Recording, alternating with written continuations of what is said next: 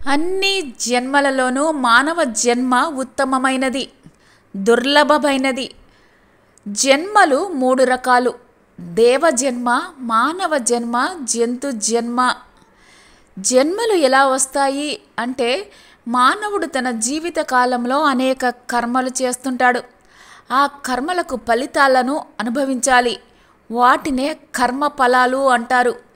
అనేక జన్మలలో చేసిన కర్మ ఫలాలు ఆ జీవుడితో పాటు ప్రయాణిస్తూ ఉంటాయి. అందులో అన్ని పుణ్యకర్మల ఫలాలు మాత్రమే పక్వానికి వచ్చినప్పుడు ఆ జీవుడు దేవలోకాలలో దేవ జన్మ ఎత్తుతాడు. అక్కడ ఆ కర్మ ఫలాల కారణంగా అనేక భోగాలను అనుభవిస్తాడు.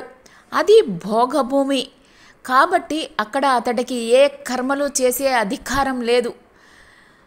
అందువల్ల పరమాత్మను అందుకోవడానికి తగిన కర్మలను ఆచరించే అవకాశం అక్కడ లేదు. తన కర్మ ఫలాలను అనుసరించి భోగాలను అనుభవించి ఆ కర్మ ఫలాలు క్షయం కాగానే మళ్ళీ మర్త్యలోకాన్ని అంటే మానవ లోకాన్ని చేరుకోవలసిందే.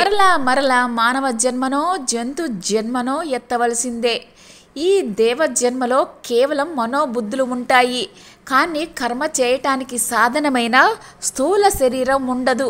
ఇక అన్ని పాపకర్మల ఫలాలు మాత్రమే పక్వానికి వచ్చినప్పుడు ఆ జీవుడు జంతువులు, పశువులు, పక్షులు, క్రిములు, కీటకాలు మొదలైన జంతువులుగా నీచ యోనులందు జన్మిస్తాడు. ఆ జన్మలలో ఆ కర్మ ఫలాల కారణంగా అనేక బాధలు, దుఃఖాలు అనుభవిస్తాడు, హింసించబడతాడు. జంతు జన్మలలో కర్మలు చేస్తున్నట్లు కనిపించినా ఆ కర్మలన్నీ బుద్ధిపరంగా ఆలోచించి చేసేవి కాదు, సొంతంగా నిర్ణయాలు తీసుకుని చేసేవి కాదు. కేవలం ప్రకృతి ప్రేరణలతోటి పరతంత్రంగా చేస్తాయి.